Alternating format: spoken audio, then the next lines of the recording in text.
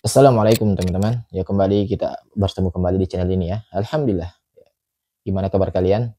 Ya saya doakan ya semoga kalian semua ini dalam keadaan sehat walafiat. Dan bagi teman-teman yang mungkin saat ini sedang mengalami kesulitan, ya semoga Allah Subhanahu wa taala segera yang mengangkat kesulitan itu.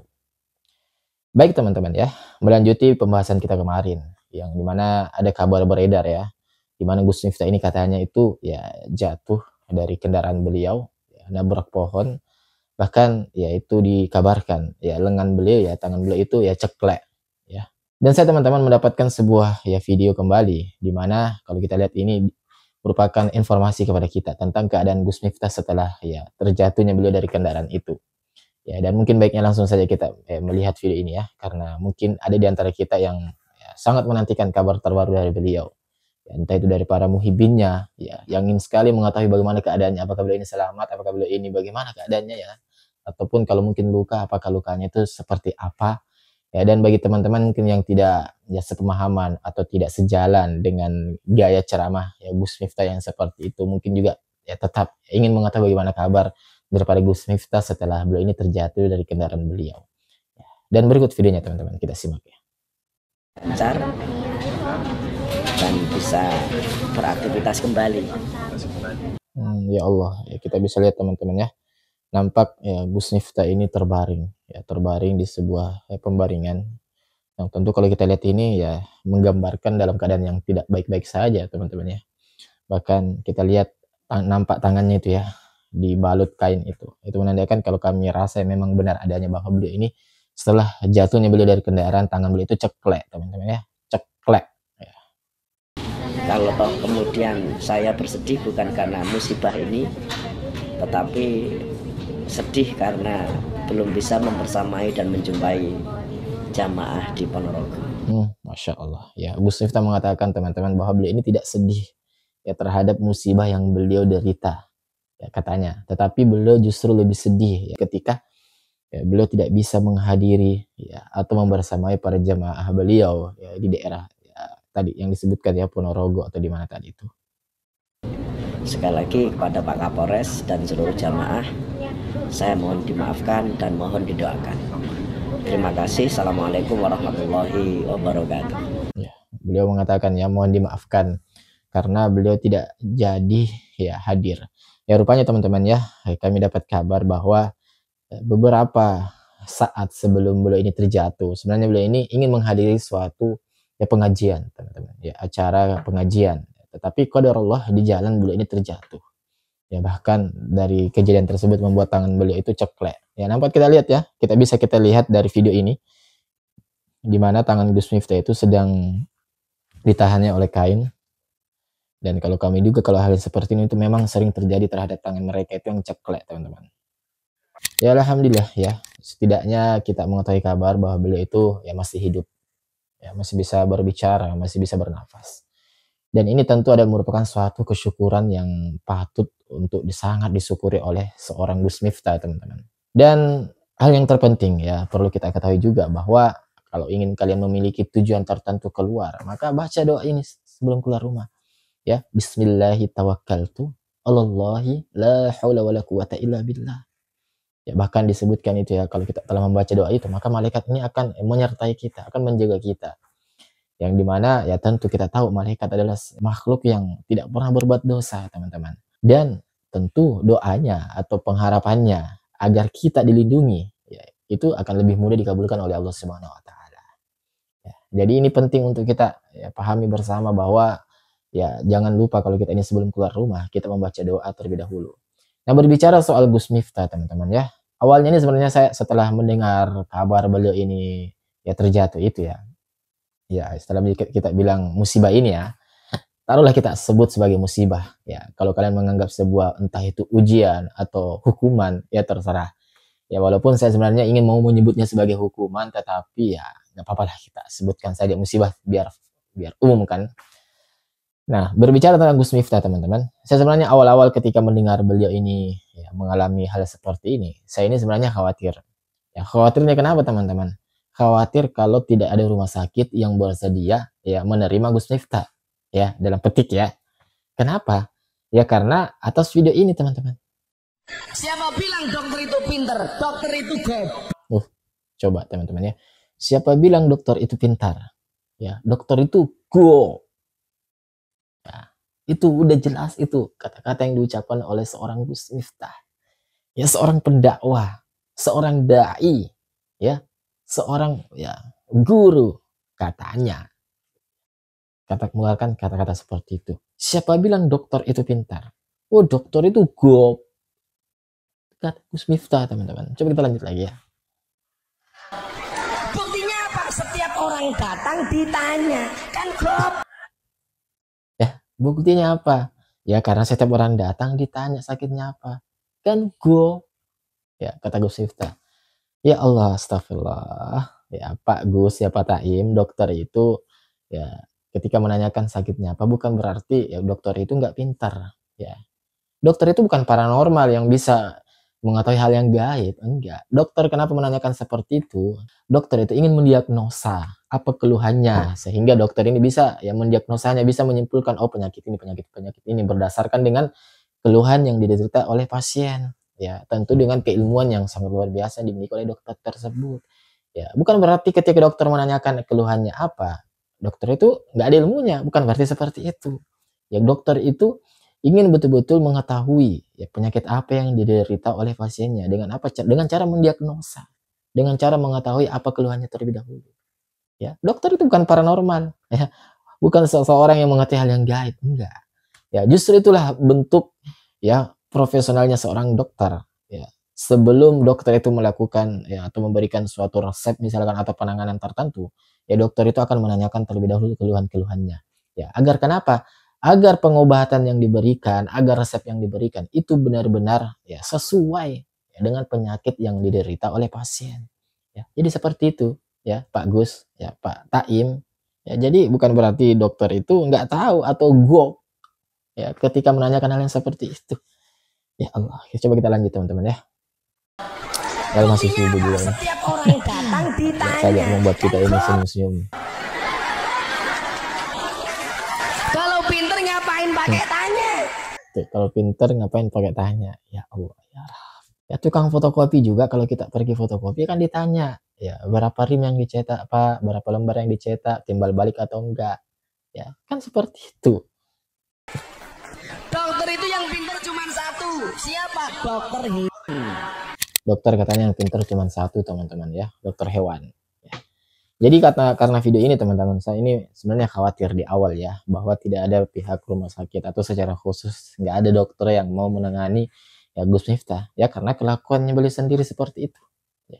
Coba seorang profesi dokter, profesi yang mulia, masya Allah, menyelamatkan nyawa orang, tetapi ya dibuat hal seperti itu. Oke lah kalau kita itu mengatakan sebagai candaan, ya candaan itu candaan tidak bermutu teman-teman. Ya candaan tidak bermutu yang seperti ini. Ya, candaan itu bukan berarti kita ini harus merendahkan profesi orang tertentu. Ya enggak. Jadi hal seperti ini itu teman-teman, kita tidak pantas untuk menormalisasi. Ya, hanya dengan dalih candaan, hanya dengan dalih oh memang seperti itu orangnya. Ya Gus itu memang ya guyonannya seperti itu. Ya, bahasanya itu orang-orang ya bahasa pos ronda misalkan atau masyarakat kelas bawah. Ya, enggak perlu kita normalisasi teman-teman seperti itu. Ya karena hal ini beliau lakukan itu di publik, ya di depan umum, apalagi beliau ini sebagai seorang tokoh publik. Ya, itulah resikonya, itulah tanggung jawab dan konsekuensinya ketika kita ini menjadi seorang public figure. Ketika kita ini menjadi seorang ya yang dai yang memiliki jamaah yang begitu banyak. Mau nggak mau kita ini harus merubah sikap kita. Ya, mau nggak mau, suka tidak suka kita ini harus rubah perilaku kita, perkataan kita dan lain sebagainya. Ya, bukan berarti kita itu bersikap munafik atau pakai topeng. Enggak, memang seperti itu. Ya, kita harus menempatkan sesuatu itu pada tempatnya, teman-teman. Ya, jangan karena kita ini dengan dalih bahwa saya orangnya apa adanya dan lain sebagainya. Ya, lantas kita mau berbuat ya sekehendak kita di depan publik. Enggak seperti itu. Ya, sebab ada begitu banyak mata, pasang mata, ada begitu banyak jamaah yang memperhatikan kita. Yang kacaunya ya kalau mereka itu mengikuti ya kelakuan kita. Ya, itu yang kita hindari, teman-teman. Dan semoga ya teman-teman, semoga atas kejadian ini Gus Miftah ini bisa sadar atau minimal mengetahui lah bahwa perbuatan yang beliau lakukan itu ya ngoblok-goblokin ya, orang pedagang kecil kemudian menjadikan hal-hal yang berbau ya semi-semi cabul ya itu dianggap sebagai candaan beliau ketika berceramah ya semoga itu ditinggalkan ya semoga itu ditinggalkan ya karena Ya, apalagi kita sudah mengetahui ya, beberapa terakhir ini kita melihat jejak digital daripada Gus Miftah ini ya keangkat semua. Kemudian perilaku beliau terhadap orang tuanya juga kan katanya itu terangkat semua juga. Itu kan semuanya itu ya bukan menjadi sesuatu yang kebetulan teman-teman. Ya, itu bukan suatu hal yang bisa kita katakan ya tanpa ada sebab akibatnya, enggak. Ya, itu semua sudah menjadi perencanaan dari Allah Subhanahu wa taala. Ya, jadi ketika ada orang-orang yang melakukan suatu keburukan, ya mungkin Allah Subhanahu wa taala itu akan mendiamkan dalam kutip ya, akan membiarkan. Ya. Jadi ketika ada orang zalim misalkan, ya, itu Allah akan ya membiarkan, tidak langsung menghukumnya teman-teman. Ya kenapa begitu? Ya Allah sebenarnya ingin hamba tersebut itu berubah. Allah Allah sebenarnya ingin hamba tersebut itu ya mau berubah dengan sendirinya. Ya tetapi ketika Allah Subhanahu wa taala telah memberikan waktu, ya beberapa bulan, beberapa tahun mungkin, ya waktu demi waktu, dan Allah melihat, loh kok hambaku ini seakan-akan nggak ada perubahannya, malah semakin jadi menjadi. Ya maka di situ terkadang Allah Subhanahu wa taala itu ya menyentil sedikit. Ya, dengan apa? Memberikan ya, suatu musibah, memberikan suatu ya ujian dan lain sebagainya. Ya seperti ini. Ya, satu demi satu ya tentang ya bobroknya tentang bosoknya Gus Miftah itu ya terungkap teman-teman. Ya, dan itu merupakan bentuk ya hukum tabur tuai. Ya kan ada tuh yang komen di sini. Ini orang yang paling suka yang ngebuka aib saudaranya. Ya, kita tidak membuka aib. Ya, di sini kita tidak membuka aib. Di sini kita tidak membicarakan membuka aib. Di sini kita membicarakan ya mereaksi. Kalian pasti sudah paham kan apa itu mereaksi. Mereaksi adalah ya kita ini ya mengomentari, kita ini meluruskan tentang suatu perihal pernyataan kata perbuatan yang sudah ada lebih dulu ya kepada umat. Ya agar apa? Agar orang-orang yang menganggap perbuatan Gus Miftah itu pantas dinormalisasi, ya itu sebenarnya tidak pantas. Agar apa? Agar orang-orang yang mengetahui perbuatan Gus Miftah itu bisa sadar bahwa itu perbuatan yang nggak benar. Ya, ngegoblokin orang itu nggak benar. Ya, nyebut orang itu sebagai sapi juga nggak benar. Nyebut orang sebagai lutung itu nggak benar, teman-teman. Ya, mengatakan kata-kata ya ceramah dengan bahasa ke arah semi-semi itu nggak benar. Ya, ini tujuannya kenapa kami mengangkat masalah ini. Agar orang lain ini tahu, agar umat ini tahu ya bahwa ada loh seseorang yang ngaku Gus, ada loh seseorang yang ngaku dai ya, pakai ya imamah, sorban ya, tebel, ada loh orang yang pakai blangkon ya, ala-ala ulama gitulah. Ya, tetapi kelakuannya seperti itu, tetapi perkataannya seperti itu, adab etikanya seperti itu. Ya, itu sebenarnya tujuannya. Jadi kita tidak membicarakan aib. Ya agama Islam itu memiliki konsep ya amar ma'ruf dan nahi mungkar. Ya amar ma'ruf itu apa? Kita menyuruh kepada seorang untuk berbuat baik. Kita menyuruh kepada umat ini untuk mengerjakan sholat, untuk mengerjakan puasa. Ya sebentar lagi kan puasa Ramadan, Masya Allah. Semoga Allah Subhanahu Wa Taala mempertemukan kita semua. Ya terkhusus bagi teman-teman yang melihat video ini. Ya kita doakan semoga kita ini bertemu dengan bulan yang sangat berkah ini, yang sangat mulia ini, bulan Ramadan. Ya seperti itu ya amar ma'ruf. Ya mengajak, kita ajak orang untuk berbuat kebaikan. Ya. Yang kedua ada juga konsep yang namanya nahi mungkar. Kita mencegah kemungkaran, kita meluruskan kemungkaran, kita meluruskan kekeliruan, kita meluruskan perbuatan-perbuatan yang tidak sebagaimana mestinya dilakukan oleh seseorang di depan umum, yaitu nahi mungkar. Ya. Dan anehnya yang sekarang itu orang hanya mencukupkan diri dengan amar ma'ruf dan meninggalkan nahi mungkar. Padahal kedua hal ini itu satu paket yang harus dimiliki oleh setiap individu muslim, teman-teman. Ya, kenapa seperti itu? Kalau ada orang yang hanya sibuk untuk mempersoleh dirinya, ada orang yang sibuk ya mempersoleh dirinya, menambah ibadah untuk dirinya, kemudian ia bersikap apatis, bersikap abai terhadap lingkungan sekitarnya ketika ada orang yang bermaksiat, ketika ada paham-paham yang sesat. Ya kayak kemarin itu kan ada orang ngaku bisa bahasa cacing dan lain sebagainya. Ya kita apatis nih, kita abai. Ya maka sama saja membuat diri kita dan secara umum masyarakat di lingkungan itu mendapat hukuman dari Allah Subhanahu wa taala. Ya, itu turunnya musibah ya di suatu daerah tertentu, turunnya keburukan atau kesulitan apapun, hukuman itu bukan berarti di daerah tersebut tidak ada orang yang menyebut nama Allah Subhanahu wa taala, enggak ada yang ingat terhadap Allah Subhanahu wa taala, enggak ya. Masih ada orang yang ingat sebenarnya sama Allah Subhanahu wa taala. Masih ada orang yang soleh sebenarnya di situ. Masih ada. Tetapi kenapa azab itu tetap turun ya di suatu daerah misalkan? Karena orang-orang soleh, orang-orang yang tahu ilmu agama, orang-orang yang tahu sesuatu benar dan salah, itu diam ketika melihat kemungkaran di depannya.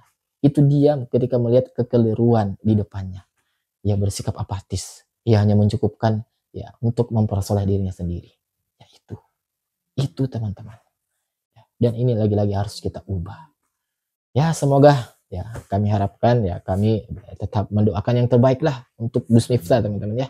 Karena bagaimanapun juga ya beliau ini saudara kita. Ya masih saudara kita seorang muslim. Ya kecuali memang kalau Gus Miftah itu sendiri yang tidak mau atau sudah tidak mau lagi disebut sebagai seorang muslim, itu beda cerita ya. Itu kecuali kalau misalkan teman-teman. Ya semoga Allah Subhanahu wa taala segera memberikan kesembuhan kepada Gus Miftah dan tentunya Gus Miftah ini bisa menyadari kesalahannya ya. Pak Miftah lah, saya sebut Pak Miftah ini bisa menyadari kesalahannya dan introspeksi diri, kemudian ya memperbaiki di hari-hari berikutnya. Ya karena bagaimanapun teman-teman, pada akhirnya ya seorang manusia itu yang dilihat pada akhirnya ya pada usia akhirnya ya Allah Subhanahu wa taala itu akan menilai dan mengambil di amalan terakhirnya. Ya saya, Anda dan kita semua ini tidak ada jaminan bagaimana kita nanti akhir kehidupan kita ini seperti apa. Apakah masih seorang muslim atau na'udzubillahi min dzalik bukan seorang muslim. Itu enggak ada yang jamin teman-teman.